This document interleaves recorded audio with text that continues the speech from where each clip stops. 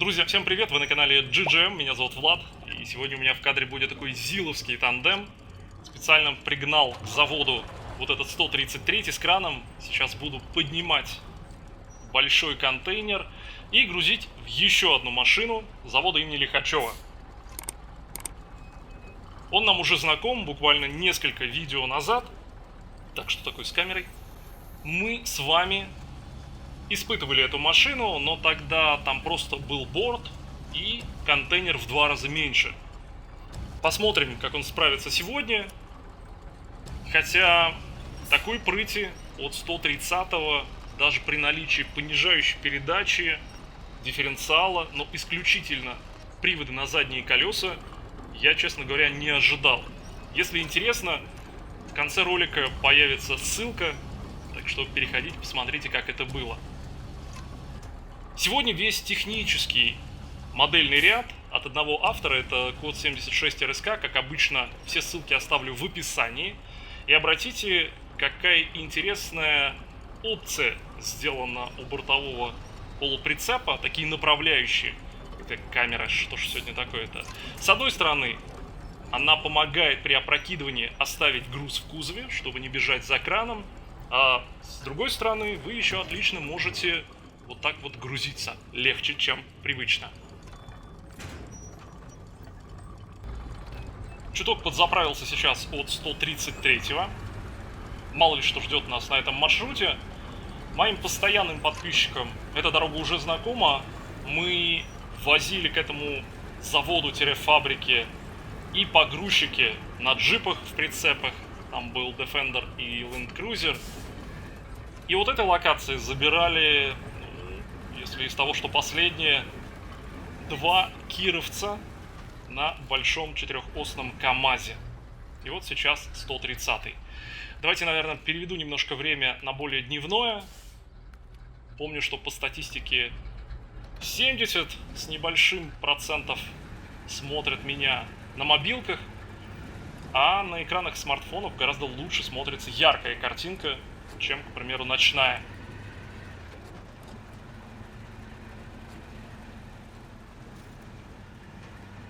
Вот здесь сейчас будет такая небольшая грязь, в которой многие начинают немного буксовать. И учитывая, что у нас ЗИЛ только с задним приводом, уже перевел машину на понижающую. Чуть-чуть буксует, но это абсолютно нормально. Давайте, может быть, добавлю ему дифференциала. Поехали. Можно отключать. Конечно, вот смотрю сейчас на его длинную раму, и она больше подходит для бортовой машины. Насколько я помню, у 130-го была еще такая короткая версия с самосвалами.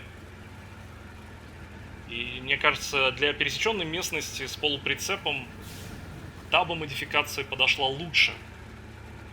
Потому что здесь у нас будет такая большая лужа, и судя по вот этой торчащей части рамы, мне придется ее объезжать. Я просто по геометрии там не вытащу.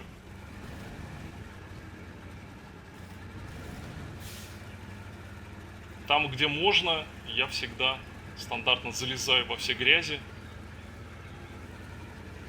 Ну и, как вы помните, я практически стараюсь не использовать лебедку, а вытаскивать силами автомобиля. Если и так понятно, что она оттуда не вылезет, смысл ее туда завозить.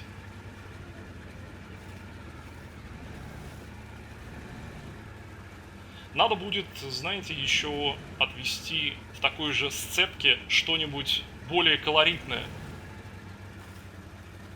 Потому что контейнер, как по мне... Так, включу diff. Как по мне, смотрится немножко чужеродно. Вот для КамАЗов самое то. А на 130-х должны быть какие-нибудь палетики с кирпичами, я не знаю, там с мешками.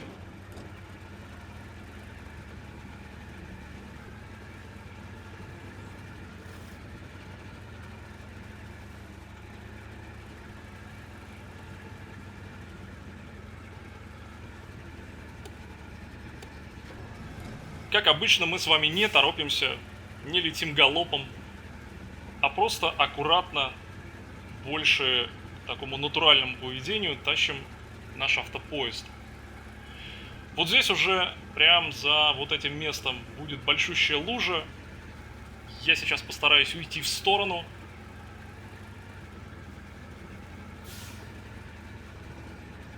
Немножко юзом идет грузовик. Словно сам понимает, что туда не нужно заезжать.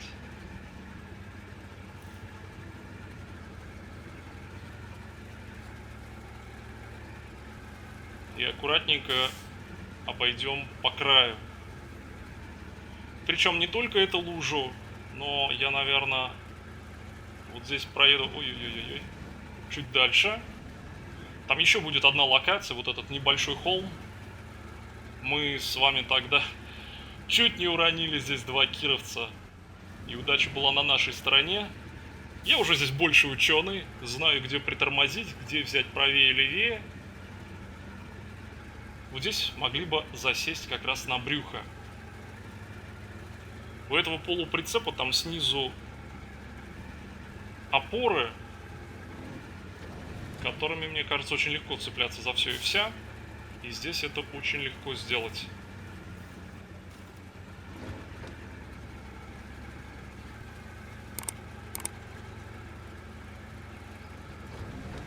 Кстати, вот сейчас будет момент, в котором мы очень долго возились с Land Cruiser, небольшим прицепом и погрузчиком. Вот именно в этой грязи я засел. И по геометрии, давайте я попробую сперва обойти это стороной. Ну все, сейчас будет дубль 2. Так, новый заход. С той стороны у нас с вами не получилось это сделать. Давайте тогда так и заедем. Может быть, Зил-то и проскочит. Сейчас был небольшой удар стойками. Грязь за задними колесами у нас такая появилась. Вот о чем я говорил. А та лужа, которая была перед этим, она еще более глубокая. Сори, случайно посигналил. Так, ушел совсем на понижайку. Пока машину тащит. Давай, давай, давай, давай, давай. Засели, что ли? А если еще пониже передачу сделать? Аккуратно, малым ходом. Так, хорошо. Давайте тогда буду сдавать назад. Сели мы не тягачом. Мне кажется, мы засели прицепом. Давайте в эту сторону попробую немножечко, может, колеса подвигать. Давай, давай, вылезай, вылезай. Еще немного. Я вот так смотрю, вроде он там ничем не задевает. Даже стойки находятся, ну, если так можно сказать, разгруженными. Нет, свет еще пока рано, не стемнело. Прям чуть-чуть ему не хватает. Может быть, это просто оси прицепа. Грязь большая, там какой-нибудь камень. Или просто яма. Я уже пробую на автомате. Не... С повышайкой история не прошла, не хватило ему немножко. Что ж там такое-то? Вот так смотришь, вроде ничем и не зацепился. Задняя ось у него нормально нагружена. В противоположную сторону он едет. Давайте попробуем, может быть, тогда туда и выехать. Или я, конечно, знатная.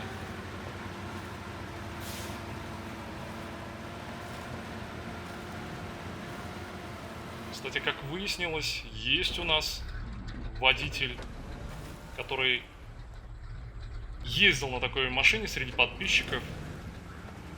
говорит, что грузил более 7 тонн на него. И машина ехала.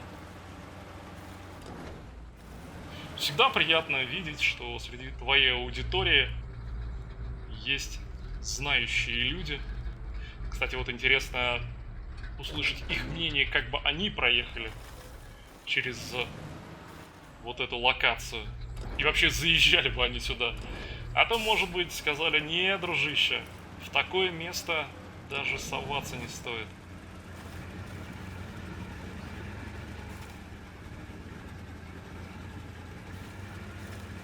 Слушай, я вот думаю, а не может он засесть как раз на вот эту заднюю часть рамы своей и прицепа, то есть по геометрии, что она не дает ему выехать. Я уж по-разному пробую. Давайте будем пытаться вот в эту сторону вырулить, потому что если в противоположную, как вы заметили, там идет такой наклон, случайно включил нейтраль, там идет такой наклон, в котором ну, вообще никак.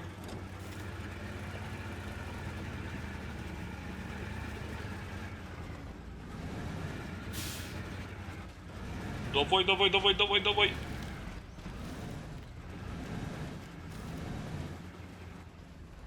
Интересно вот, а в такой ситуации, как он сейчас, у него бы выгнуло раму или нет?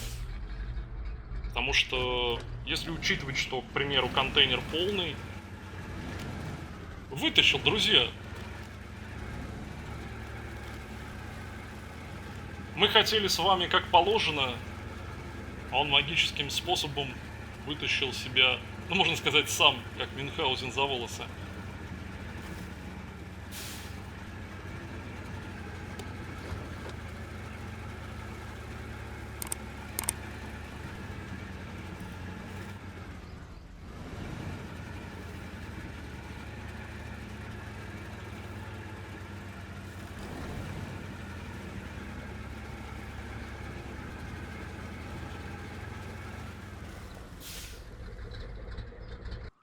Ой, не туда нажал. Давайте переведу время на более светлое. И поедем дальше. Ну, так гораздо лучше видно. Я посмотрел статистику своего опроса. Какая продолжительность роликов вам интересна. И при каких условиях там еще было вы смотрите. Большинство голосов, там, по-моему, 67% или что-то вроде этого, ролики до 30 минут, очень удобно смотреть по дороге на работу или в институт, ну или в обратную сторону. Так что, если вы в дороге, мне кажется, светлая картинка будет комфортней.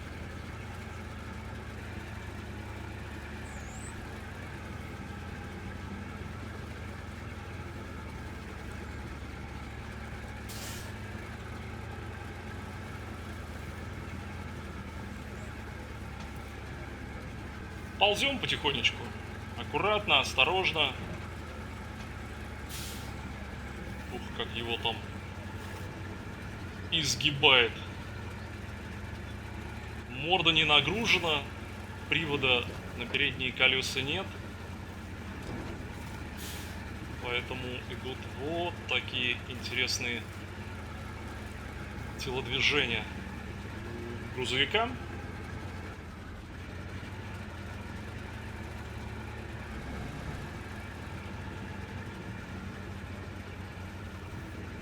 Кстати, мы можем с вами немножко вторую часть нашей внедорожной эпопеи завершить иначе. Если я правильно помню, можно уйти вот сюда, в сторону железной дороги. Да, давайте вот сюда уйдем, переедем через ЖД пути. Там будем выезжать к местному кафе у станции. Для меня это место знакомо. Не так давно я опрокинул здесь 2 трактора на Урале Next, только ехал в обратную сторону. Ну а вы видели этот ролик у меня уже на канале.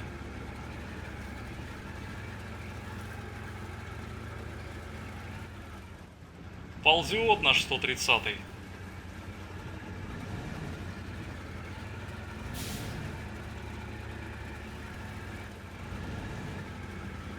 Осторожно, аккуратно.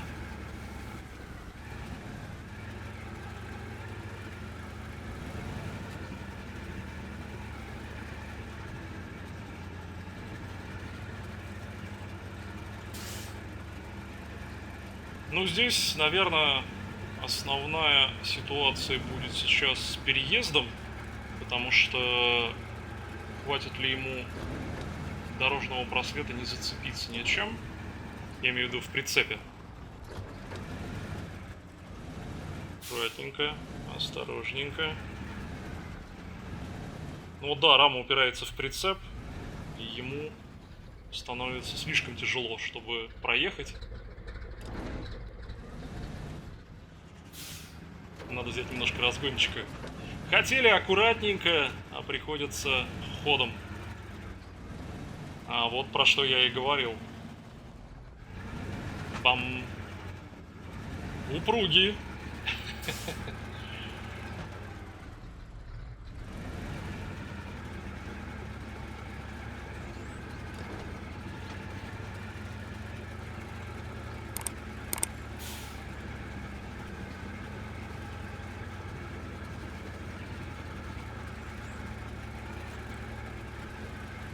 Здесь, кстати, тогда на переезде мы с вами тоже на Урале Next тащили сразу два поручения. В кузове грузовика у меня был небольшой УАЗ, а за ним шла сцепка для 4 палетов груза. И там мы, по-моему, если не ошибаюсь, везли металлические трубы.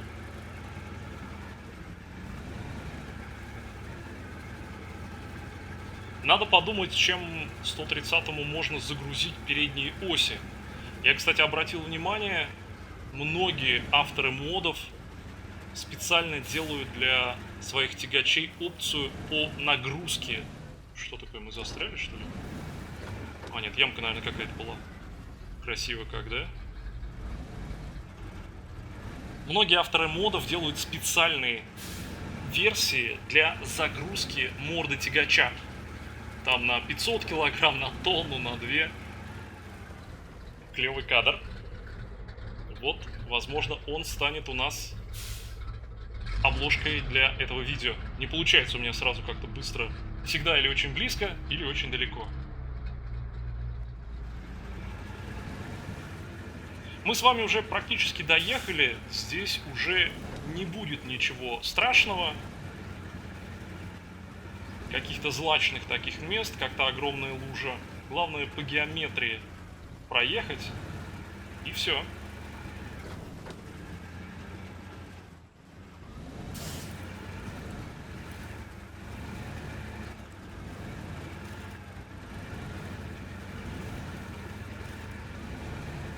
Как и договорились, я, наверное,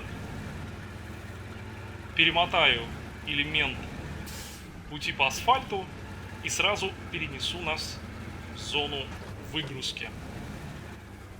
Но сперва надо еще до туда доехать. А то сейчас раз, и опрокинусь.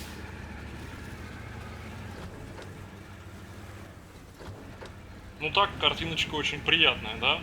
Такая ностальгическая. Осторожно, аккуратно.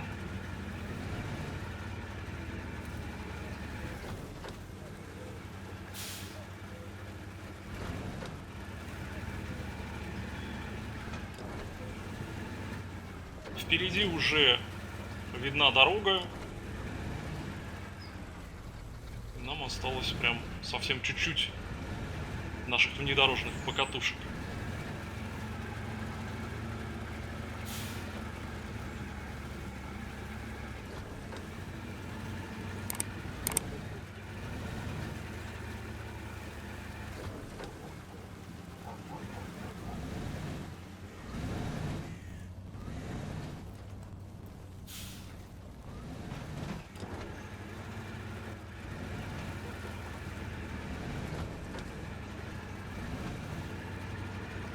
Представим, что наш водитель перекусил в кафе и поехал дальше. Заезжаю на склад, сделаю такой небольшой круг почета, чтобы потом удобно было выезжать. Может быть, через техзону? Хотя, с другой стороны, я же не ломал машину. Друзья, как обычно, напоминаю, что если вы досмотрели уже до этого момента и видео вам понравилось, не забудьте поставить лайк. Если еще не подписаны на мой канал, самое время это сделать. Ну а я буду с вами прощаться. Всем удачи, всем пока и увидимся уже завтра.